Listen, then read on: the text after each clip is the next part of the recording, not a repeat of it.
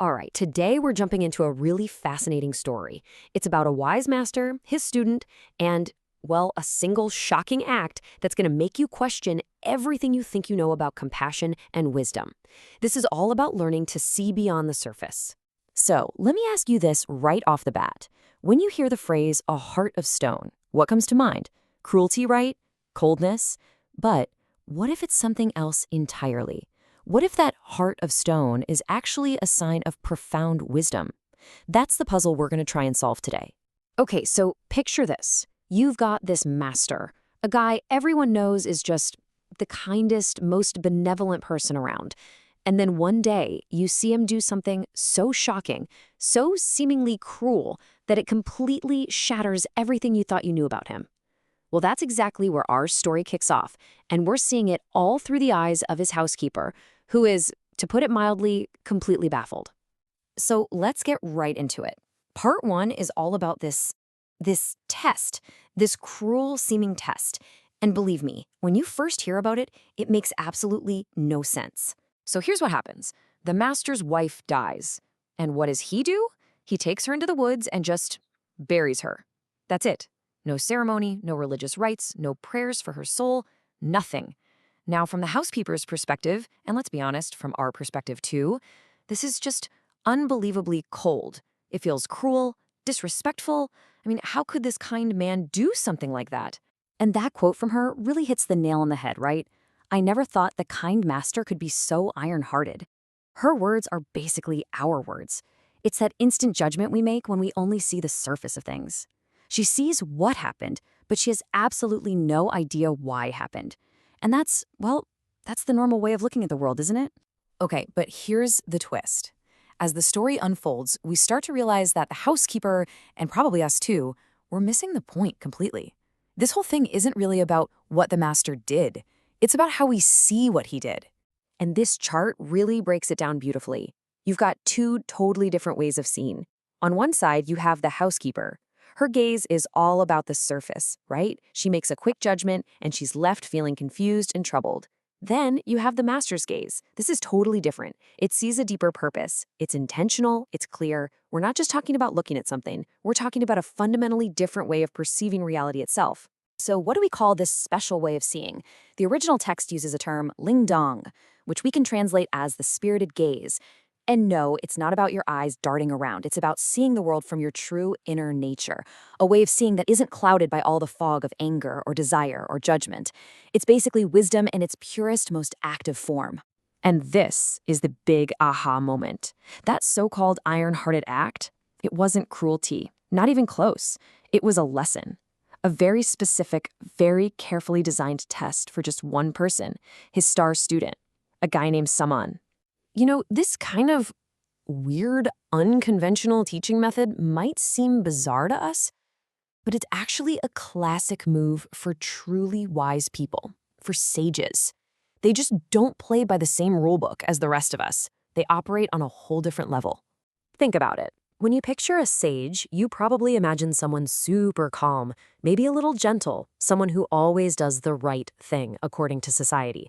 But the reality is often a lot weirder and honestly, a lot more freeing than that. What it really boils down to is that these people have managed to unhook themselves from all the stuff that traps the rest of us. They couldn't care less about their reputation, what they're wearing, or what's trending on social media. Their compass is their own inner truth, not what everyone else thinks they should be doing. And we see this in history, right? I mean, look at someone like Albert Einstein with his crazy, unkempt hair, or Nikola Tesla, who was so singularly focused on his work that he didn't have time for anything else. It wasn't a fashion statement. They were just so locked in on what was truly important that all that other superficial stuff just kind of fell by the wayside. So that outward carelessness, it's not a bug, it's a feature. It's actual visible proof that they are free from the greed and vanity that drives so much of our world. They're just authentically, unapologetically themselves. Okay, so this all leads to the big question. How do you get there? How do you get that spirited gaze? Can you just, read a book about it? Well, the story is pretty clear on this. Absolutely not. There are basically two paths to wisdom here. The first one is called hearing. Think of this as book smarts. It's all the knowledge you get from listening, from reading, from watching explainers just like this one. And it's super important for sure, but it's only step one. The second path, the one that really matters, is called cultivating. This is street smarts, but for the soul. It's the wisdom you can only get by going through things yourself, especially the tough stuff. It's like this. Someone can tell you 1,000 times that a stove is hot, but you don't really get it until you touch it by accident, right? It's the same idea. You can't just read about life's hardships. You have to actually taste the bitterness, as they say. Real wisdom isn't learned, it's forged. It's hammered into shape in the fire of your own experiences. And that brings us full circle, right back to our student, Semin. Let's take a look at how this incredibly difficult path of cultivating wisdom completely changed him. So check out his journey. First, he sees the cruel act, and he's devastated. He literally runs away, disappears into the mountains for years. Everyone thinks he's dead. But then he comes back, and he's not the same person. He's weathered, sure, but he's spiritually transformed. He finally understands. He can see the truth of what his master did. And here it is, the absolute core of the lesson. Think about it.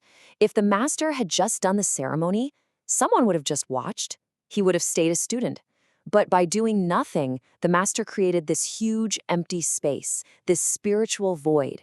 And it was a void that only a truly capable someone could fill. The master didn't hand him the answer. He forced someone to become the answer himself. The scene when he returns is just, wow. It's so powerful. Simone comes back, kneels in front of his master, and just offers him a single flower.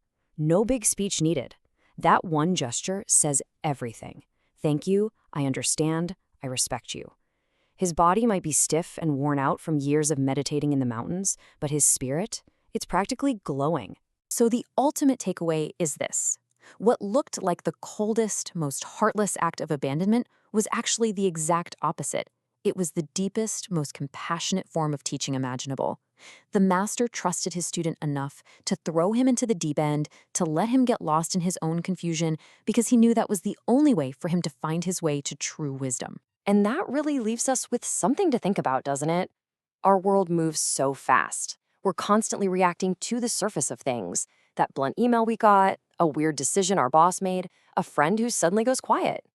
This story is a challenge to all of us to just pause, to look a little deeper, and to ask ourselves, what if there's a lesson here that I'm just not seeing yet?